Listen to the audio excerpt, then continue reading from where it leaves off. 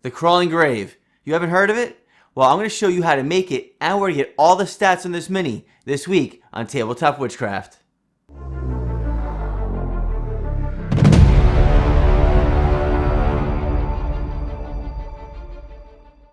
Hey there, and welcome back to Tabletop Witchcraft. This week, I wanted to create the Crawling Grave monster from the Ghostfire Games Fables subscription service that I showed in the previous video. Now, I had no idea how I was going to create this. It was sort of like a problem-solving craft as I went along, kind of adding and building to it. You'll see in the video, and I'm really happy with the way it turned out. It looks almost exactly like it does in their module. I coded this thing in a bunch of skeletons from the Tiger Skull RPG Shattered Remains collection, as well as his sequential skull files as well. You can find links to his site in the description below, as well as links to all my Amazon products that I've used in the video, as well as a 10% discount code TWC10 to Firelight Fables candles. Head on over there, grab some candles, get 10% off your whole order. Kickback comes to the channel, and I'd really appreciate it. Alright, if you're ready to go, let's grab some supplies, and let's get crafting. Alright, so to create the Crawling Grave from the Fables, Citadel of the Unseen Sun, Death is Not the End, we need a bunch of aluminum foil. And what I like about this is that, you can really sculpt the miniature, I guess, if you want to call it that, to whatever shape you want, simply by adding more aluminum foil.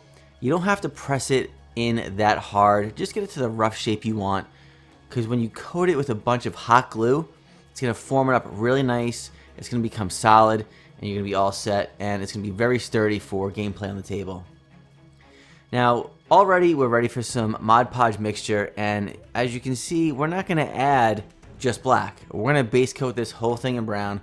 And I had no idea at the time. This was really kind of a wing it craft for me, and I had no idea what each step was going to bring, so I want to base coat this in brown just in case you're going to see it.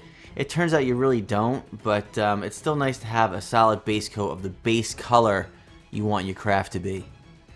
Now, I wanted this to have more of like a wave-like effect, as if it's coming over onto a player on the game table. So all I did was add a little bit more aluminum foil, and we're all set.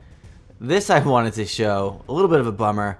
All it took was a little bit of heat from that hair dryer, and it kind of warped my my mat there. So keep that in mind.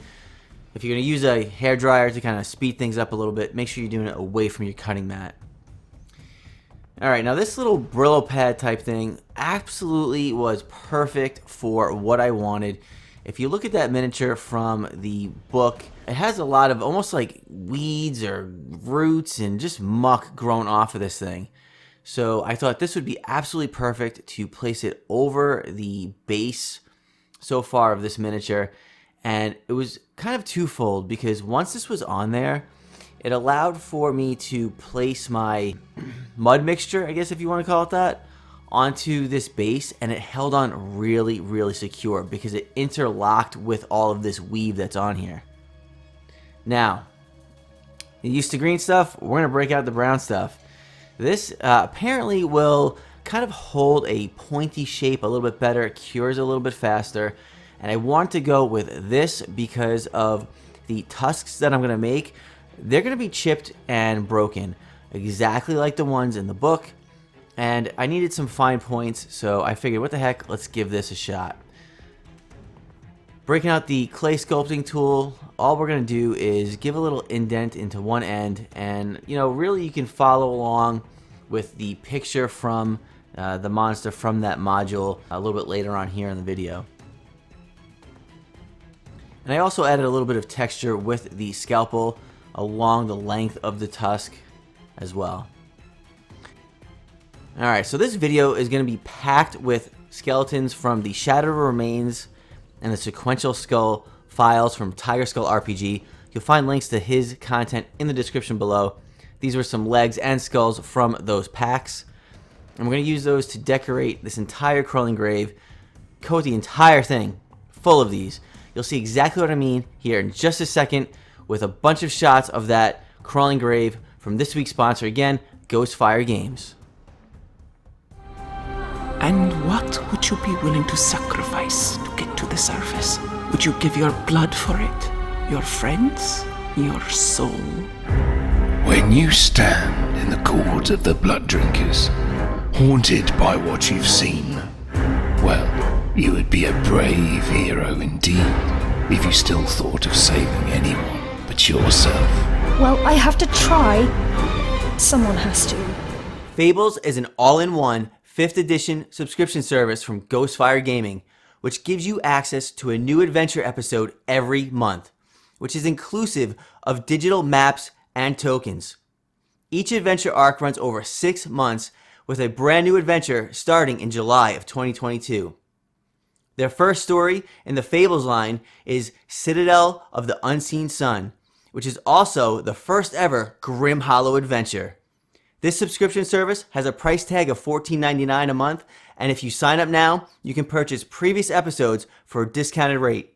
You can find a direct link to Ghostfire Gaming in the description below.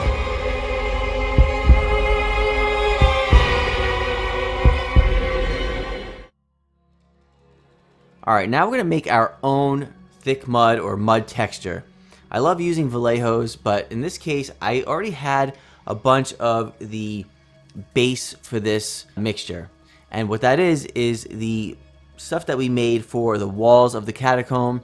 We used some of it on the floor as well. It's Mod Podge, sand, and baking soda.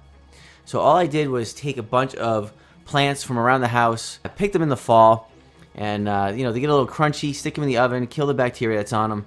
Add that stuff, whatever you want, to that mixture, and it really makes an awesome homemade mud texture. Store this stuff in a container and it'll last you a really long time. Now, initially, you want to coat a section of this at a time. Get it worked well into that, Brillo pad that's on there. Now, when you take the skeletons from those files that we printed off, add a little bit of that mud texture to what you had already placed on there, and it's going to adhere to what's already on that miniature, and it's going to be rock solid.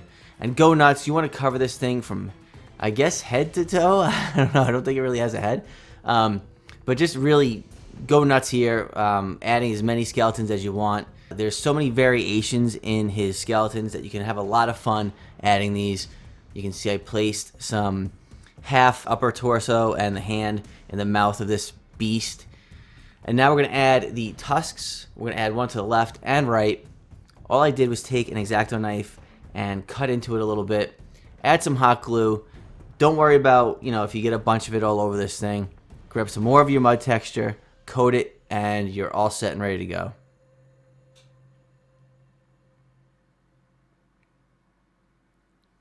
Okay, now for painting the tusk of this beast. I used some beastly brown, a little tan earth as the base coat.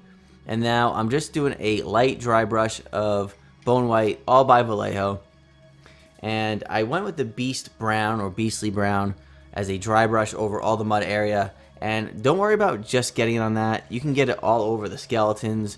We're going to put a bunch of different washes on this to really make the texture really pop and stand out, okay? And you want to make sure to do some highlighting with a different brush, one like this, over all those fine little fibers from the sponge. It's really going to make those stand out and look awesome. If you're enjoying this video and my channel, please consider hitting that subscribe button down below.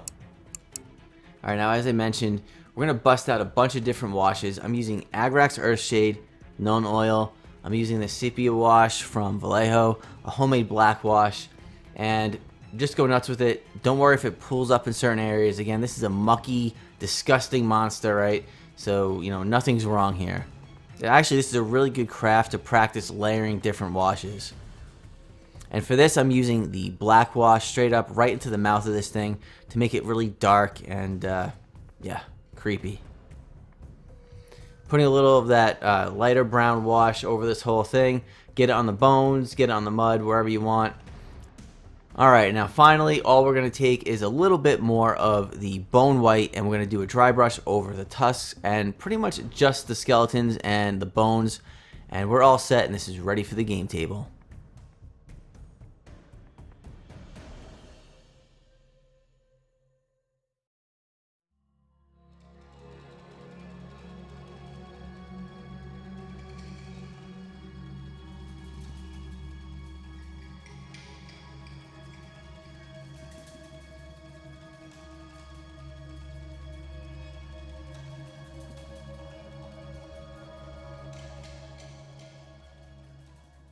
Alright, I hope this video has inspired you to create your own crawling grave or unique monsters for your own game sessions.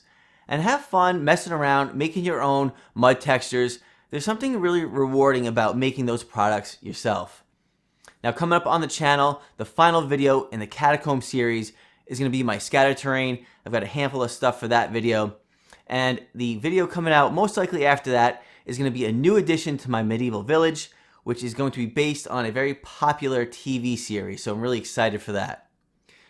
TWC10 at checkout at Firelight Fables Candles. Get you 10% off. Kick back to me. I'd appreciate it. Check that out. Also, head on over to Patreon and check out my tiers there. A lot of great tiers. Some are my private Facebook page. You can hang out with me live at night on Discord while we're crafting. Support there really helps my channel, funds it, and keeps things going. All right, until next time, I'll see you around.